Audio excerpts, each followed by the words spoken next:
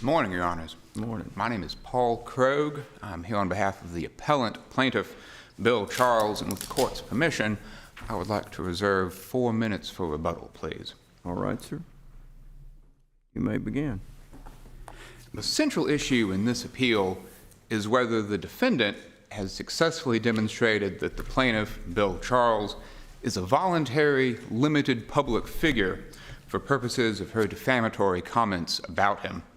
The trial court said she had, but that was wrong.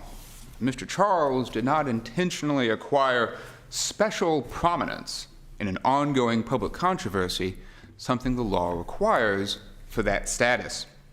Rather, Mr. Charles had a tangential connection to the actual controversy, and the acts and statements of his that were invoked ranged back sometimes years before the controversy arose. In Hibden, this court described the public figure inquiry as having 2 steps. First, let's identify the controversy and frame its parameters. Second, we'll ask, what's the nature and extent, that's a quote, of the plaintiff's involvement in it? Did he inject himself into the controversy so as to acquire special prominence in it? Now, the defendant posits a syllogism to analyze that inquiry. 3 steps. 1, a broad controversy existed regarding the Durham Farms subdivision up there in Hendersonville. 2, Bill Charles was widely involved with Durham Farms. And so 3, the defendant and the trial court reasoned Bill Charles was a public figure. But that's wrong at each step. The premises are incorrect and the conclusion doesn't follow even if they were correct. First, the controversy. The real controversy only erupts in September of 2020 when the developer of the subdivision announces they're going to put in rental-only units. And it's not a controversy just because something is newsworthy, right? We know that from Time, Inc. versus Firestone, United States Supreme Court. The news coverage of this subdivision, and it was a big subdivision up there, the news coverage going back several years wasn't controversial. There weren't people marshaling members of the public for and against particular positions. There weren't people debating opinions publicly. There was just the ordinary business of going about putting in a subdivision. And that's not enough to be a controversy. We know that from... What about the trial court's finding that essentially your client was the public face for all these matters? That's a paraphrase of what the trial court found. It certainly is, Your Honor. And that was part of Mr. Charles' job. Mr. Charles acted on behalf of the developer doing public relations work to a certain extent during the development process, but he didn't participate in the actual controversy that erupted. In fact, when that controversy arose, he fell silent because he didn't agree with what they had done, and he absented himself from those matters. So, because he did not express an opinion on the particular issue that was at issue here, how does that fit in your analysis? Well, we think it's critical because if we look at the cases we see, the cases where the individuals are found to be public figures, they either instigate and sort of cause the controversy. We see that in Hibden. We see it in the Waldbaum case out of the D.C. Circuit. They instigate the controversy and then participate in it, or they wade into something that everybody knows is controversial.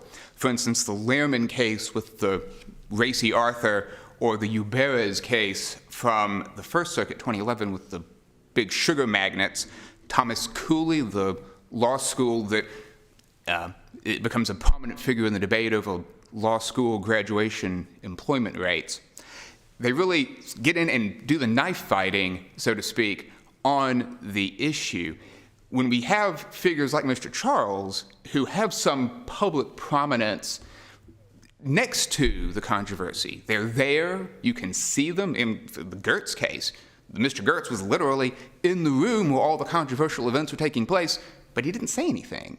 He was there for other purposes. He was doing other things. He did not participate in the public outcry and debate and discussion about the actual controversial topic. In the statement, though, that's at issue here, until you get to this last sentence, there's no discussion about the rental section issue. The first part of it talks about the fact that I've lived here 3 years with multiple changes to our development, which is supposed to be about community and connectedness. And then your clients mentioned saying he especially uses misleading tactics to lure in home buyers only to deceive them. That's obviously talking about something that's occurred in the past and has nothing to do with this issue about rental section. And then the final sentence says a rental section within our community is not what any of us signed up for.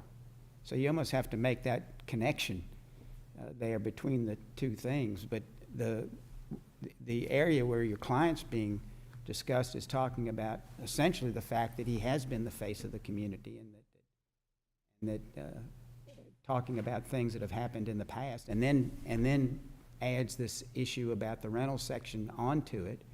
I assume that's what you want to limit this to, is to this rental section issue. Well, Your Honor, the parties debated sort of the thematic framing of the controversy in their briefs. And I think you can even frame thematically the controversy more broadly, but temporally, the controversy doesn't erupt until all of those reviews get posted. And if you look at the broader record, it's very clear that what all those people are angry about is the rental announcement. And maybe when they get angry about that, they bring in other complaints that they hadn't expressed before. But she did bring in other things. And she certainly did. And it's curious, in that review, what she really says is, she's really making an allegation about marketing. And there's nothing in the record that suggests that Mr. Charles was ever involved in marketing to new home buyers. And the plaintiff and the defendant was very clear that she had no reason to believe, no knowledge of Mr. Charles being involved in marketing to new home buyers. So it does raise interesting issues about how to frame the controversy there and the germaneness of the comment to the controversy in Mr. Charles' involvement. Because even if we agree to frame the controversy thematically a little broader as changes in Durham Farms, what she's saying really relates to marketing, and there isn't any involvement by Mr. Charles shown in the record in marketing. So not marketing in the sense necessarily of necessarily selling the property or selling the houses, but wasn't he the face before the public bodies, the municipal boards and the zoning boards and whatnot, and that allowed all this to happen? And my thought here is, and the court, of course, y'all have a dispute about whether or not this was a defamatory statement or not, and of course the court found that it was defamatory. The issue is whether or not this limited public person issue is whether or not actual malice occurred. Correct. That's really what we're talking about here, isn't it? If you find that Mr. Charles was a public figure, then yes, then the issue would be actual malice. And on that point, Your Honor, I think that the trial court unfortunately committed precisely the error that the Supreme Court of the United States warned against in the Saint Amant case, that it took Ms. McQueen's affidavit, her statement of her subjective belief, really at face value without looking at the broader context. And there's a lot of argument about how there's no duty to investigate. And so the fact that Ms. McQueen said she didn't investigate her claims, that's okay. But the courts make those comments about no duty to investigate in a much different context. Those cases, those holdings, are cases where you've got a tip, somebody, or reason to believe a thing, where somebody says, hey, this happened, and then the person who ultimately speaks doesn't follow up. Here, we've got, because this is about what Ms. McQueen is actually talking about, is Mr. Charles interacting with potential home buyers. She's not saying he misled the planning commission. She's saying he defrauded home buyers. But there's nothing in the record to say that he ever talked to a home buyer. And she was very clear that she had no reason to think that he ever talked to a home buyer. He didn't have anything to do with that. That's the part that's really just made up. Well, it doesn't say defraud, actually. It says deceive. Well, Your Honor, if I am deceived in the purchase of a home, I'm going to sue someone for fraud. Well, I mean, it can mean a lot of things, though. I think, well, I'm not going to debate the term with you, but in other words, I didn't read it that way. I read it as being drawn into a community and for various, and that's the way it appeared to me, that she was making a statement about the fact that about what was expected in the community. Right, and of course, what was expected from the perspective of somebody who is entering the community is what it seems to say on the face, that he lures home buyers in, right? People who are not yet members of the community, who haven't yet been to any of these homeowners association meetings or any of these other internal community events, but aren't there yet. And that's the part that there's just nothing in the record about. Did you make this argument to the trial court? The argument you're making today, splitting the baby argument, so to speak. I'm not sure I understand. Did the argument that you've just made to us, did you make that argument to the trial court? We certainly argued strenuously, Your Honor, that Mr. Charles was not a limited purpose public figure. For the same reasoning, though. We have expanded on the argument, but yes, Your Honor, we said that that his participation was not such so as to be a public figure under the case law. Okay, thank you. We will hear from the appellee.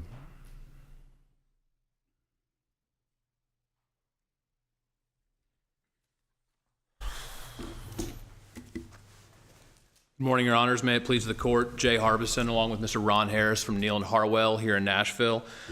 We represent the defendant appellee, Ms. Donna McQueen. I would also be remiss if I didn't mention that we have our new associate, Morgan Burkett, here with us, as well as two of our summer associates, Ms. Ruth Puryear and Mr. John Churchwell. We are pleased to have them sitting in today. As am I. I want to begin with the importance of context. Context matters, of course, in every case, but it especially matters in cases like this one. And the law tells us that when you're dealing with issues like the ones before the court today, public figure, inquiry, actual malice, context is particularly important. So to put this entire case in context, this is, of course, a defamation lawsuit seeking over $300,000 in damages against my client, Ms. McQueen, for an online review that she deleted. As this court described last year in the Nandagam neurology opinion, the typical slap suit is exactly like this one, and I'm paraphrasing, but a lawsuit filed by a developer unhappy with public protest over their development, filed against critics in order to silence them, and we submit this case is no different. The decision below reflected the trial court's duty under Tennessee's Anti-SLAPP Act to ensure that defamation actions just like this one, with constitutionally inadequate evidence, do not result in liability that might chill protected speech. And so we're asking this court to affirm the trial court really for two primary reasons. First, the trial court was correct in finding that the plaintiff is a limited purpose public figure based upon the context and the record as a whole, which is what the cases tell us to look at. And then second, the trial court also correctly held that the plaintiff failed to present clear and convincing evidence on the essential element of actual malice. Ms. McQueen testified repeatedly and consistently that she's always subjectively believed the statements at issue were true, and she certainly had no knowledge of any falsity. Judge Goldin, as I believe you were hinting at earlier, we are also asking this court to affirm on a third and independent basis, which is to hold that the statements at issue are constitutionally protected opinions. I'm going to rely on our briefing on that third issue. I don't think I really have too much time to address it unless the court has questions, but I would highlight the cases in our briefing on pages 55 and 56 from other jurisdictions holding that the word deceive is not actionable as a matter of law because it's not capable of a precise core meaning. Some of the cases also mention the word scam, which is arguably worse. Now, this is a SLAPP case, or a strategic lawsuit against public participation. The legislative history behind this act, both from this state and others, tells us that winning these cases is not the plaintiff's primary motivation. Silencing critics is. And so Tennessee's Anti-SLAPP Act provides an expedited procedure for early dismissal of these cases aimed at chilling protected speech. The act is essentially, I would submit, designed to prevent plead and discover litigation. And under anti-SLAPP, that's a two-step process. First, the petitioning party, Ms. McQueen, my client, has to show the lawsuit relates to the exercise of free speech. I don't really think there's much argument about that here. Second, once that showing is made, the burden then shifts to the responding party to establish a prima facie case for each essential element of their claim. And what I would submit this means is the plaintiff should have had their evidence before bringing the case in the first place. They can't just point to Ms. McQueen's testimony, describe it as self-serving, I would submit that it's not at all, and then say that it's insufficient. It's their burden to come forward with something. It's not our burden. And so we would submit that the trial court correctly found we met the first step, but the plaintiff didn't meet the second, so dismissal with prejudice was proper.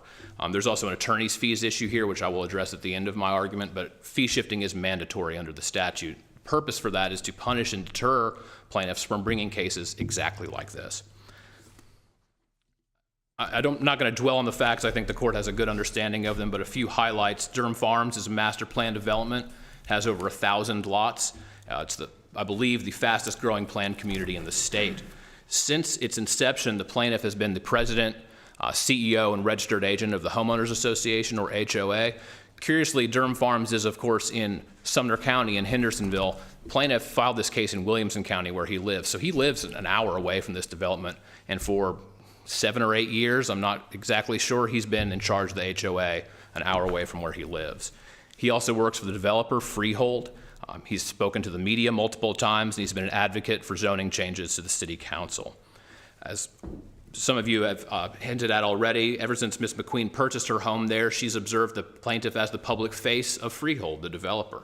She testified to this. He led the HOA meetings. He implemented numerous changes to the community, both before, several before the rental-only issue, and he communicated those changes directly to the residents. He was the face of the company. My client testified that she honestly believed that he was the guy in charge calling all the shots. I want to briefly touch on some of these previous changes, because what the plaintiff is trying to do in this case is trying to draw an artificial line in the sand, saying, well, yes, there might have been some changes previously, but once the rental-only issue arose in 2020, he wasn't involved with that. The trial court found that this was a continuous thing, that he was a limited purpose public figure for the development of Durham Farms as a whole, not just the rental only issue. And it would have been inaccurate for the trial court to make that finding. The record shows that this is a continuous problem, that the residents were continuously upset with the multiple changes before that ended up, I think, as just some concrete sidewalks that the residents were not happy about. There were several delays in opening the amenities center, and there were multiple unexplained increases in the HOA fees, which my client testified that the plaintiff said would never go up. Then we have the rental-only issue coming in 2020. I think it's very important to point out that the plaintiff admitted in his declaration, I believe it's paragraph 6, that he personally facilitated meetings between Freehold, the developer, and the city council to discuss the issue. So for council to say that plaintiff had no involvement with the rental-only issue is simply not accurate. He admitted that he personally facilitated meetings with the city. I don't know what else could be drawn from that other than he had a role in the rental-only dispute. Turning to his status as a limited purpose public figure, of course, as I'm sure the court knows, public figures have to prove actual malice by clear and convincing evidence, knowledge of falsity, or reckless disregard for the truth. There are several factors to this inquiry, and they are essentially, is there a public controversy? Does the plaintiff have a role in it?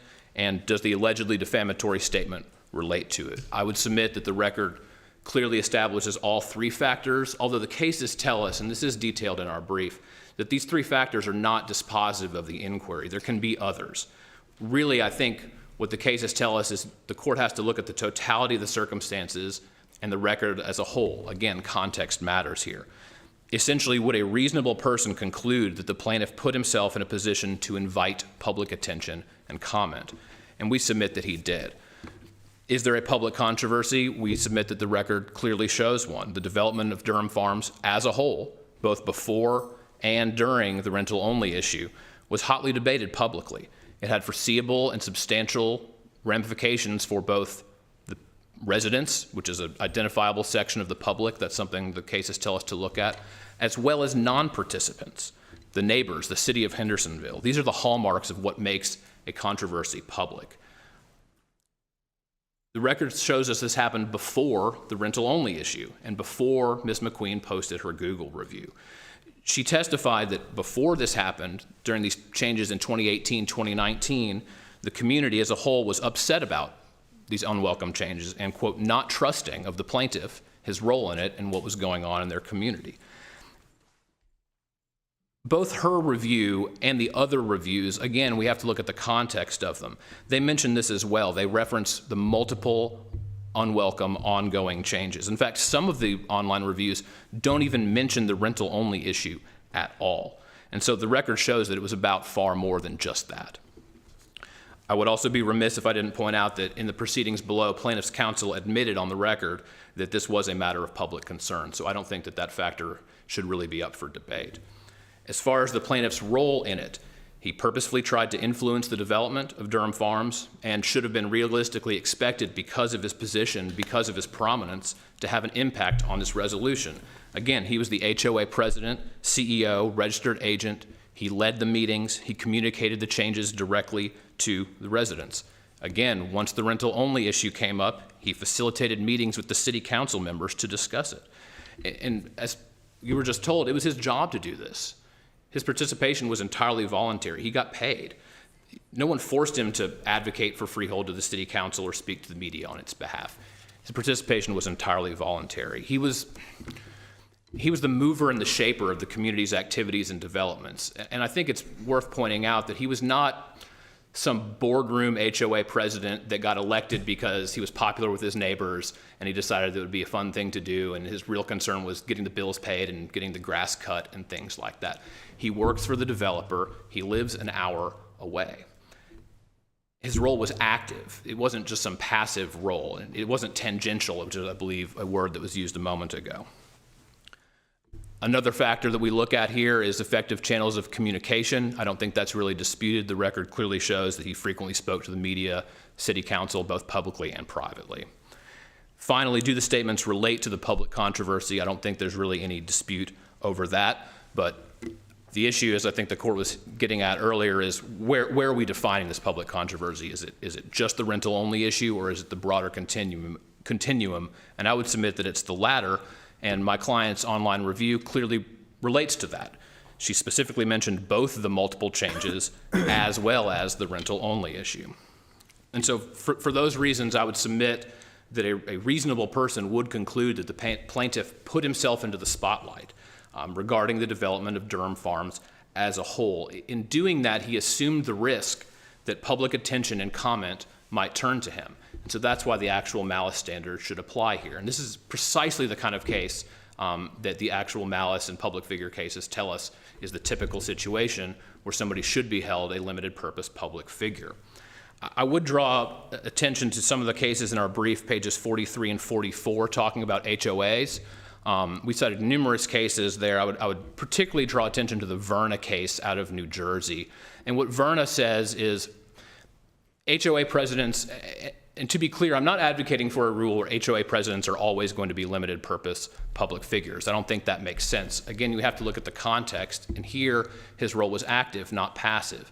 What Verna says is that when you have an HOA president like Mr. Charles over a large percentage of the population, thousands and thousands of people, in that role, they are essentially like a public official, which were the first individuals to be held to the actual malice standard in New York Times v. Sullivan. So Verna kind of analogizes that HOA presidents can be like public officials and therefore should be held to the actual malice standard. Let me ask you, is there a description in the record as to this, about this development? Is it described as to what it is? In other words, how many people live there, how large an area it is, all these things you're talking about? Your Honor, I'm not sure if it if the record is complete about how many people live there. The CCRs, the covenants and restrictions, I believe, are in the record, and I think it does detail that there are over 1,000 lots. I think there was testimony from my client about that as well. I do not know if it talks about exactly how many people are there at this point. I know it's still under development, I can say that, and I think that's in the record as well. So for those reasons, I would ask the court to affirm finding that he was a limited purpose public figure. I'm going to very briefly touch on the issue of actual malice, again, which I would submit has to be proven by clear and convincing evidence. Plaintiff has not presented any evidence that Ms. McQueen actually knew any statement was false, and certainly not clear and convincing evidence that she in fact entertained serious doubts about its truth.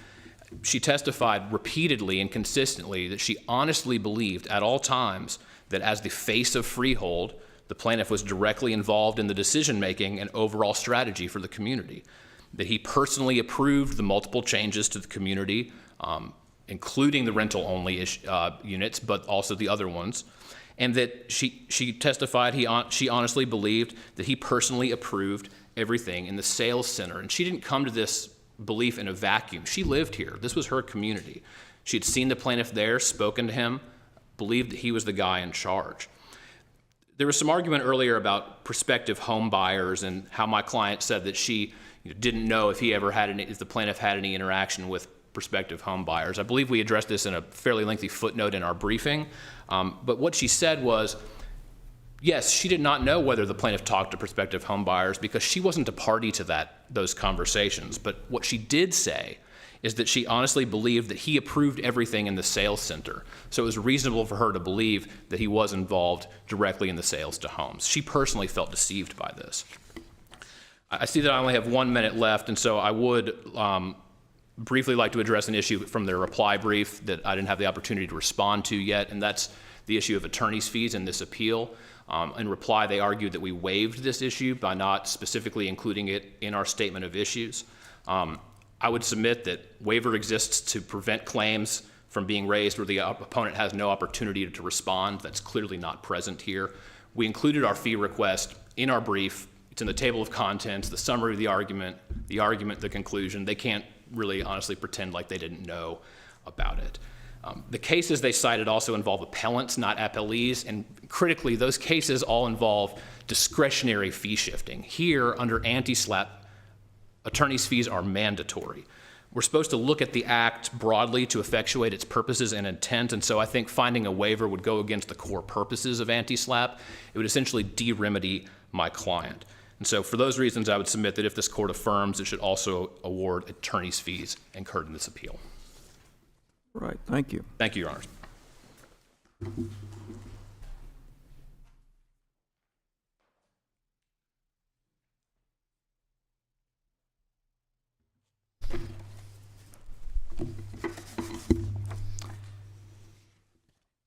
Your Honors, my friend on the other side points to Mr. Charles' position as the president of the Homeowners Association.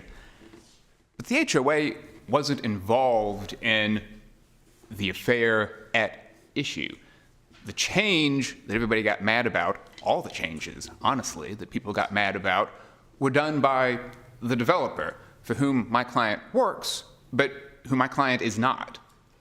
And so the cases they have about HOA presidents and their status as limited public figures deal with HOA disputes, HOA elections, HOA decisions, playing things where the HOA is actually directly involved. Mr. Charles's status as the HOA, the appointed HOA president, is no more direct, it makes him no more directly involved in the controversy here than Mr. Gertz's status as a prominent Chicago lawyer or Mr. Walston's status as a man who disobeyed a Department of Justice subpoena.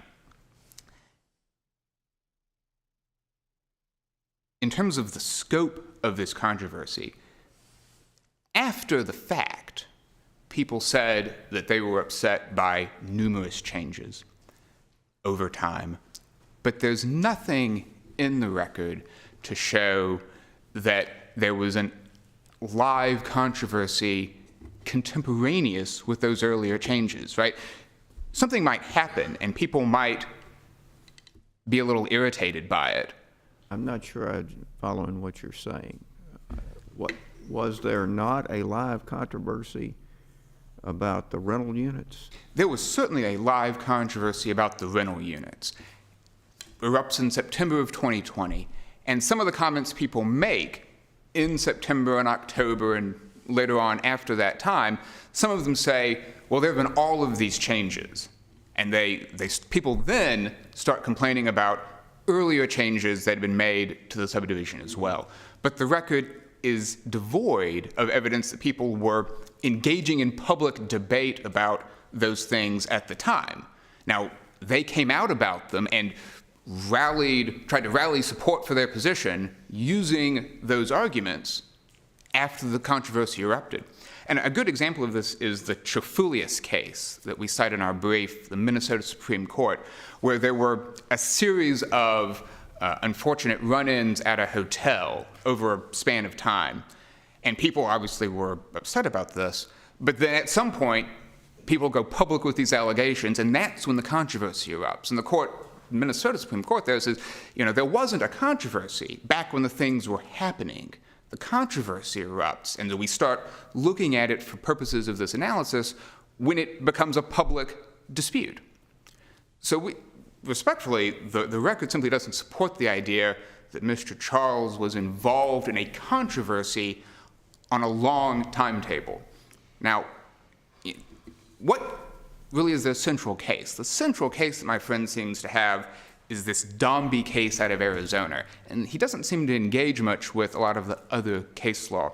We submit respectfully that Dombey is actually an involuntary public figure case because it relies primarily on Dameron, the DC Circuit air traffic controller case, which is explicitly an involuntary public figure case.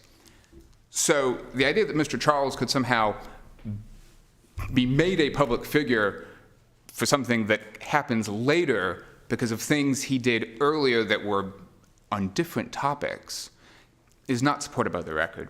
And my time has expired, Your Honors. I apologize. If the court does not have any questions, I will conclude. Thank you. And say that I am very thankful to be back, and it's good to see all of you. Thank you. We will take this matter under advisement and attempt to render an opinion at the earliest possible time. We're going to take a very brief recess, and we will return shortly, and when we return, we'll take up the next matter set on the docket. All rise.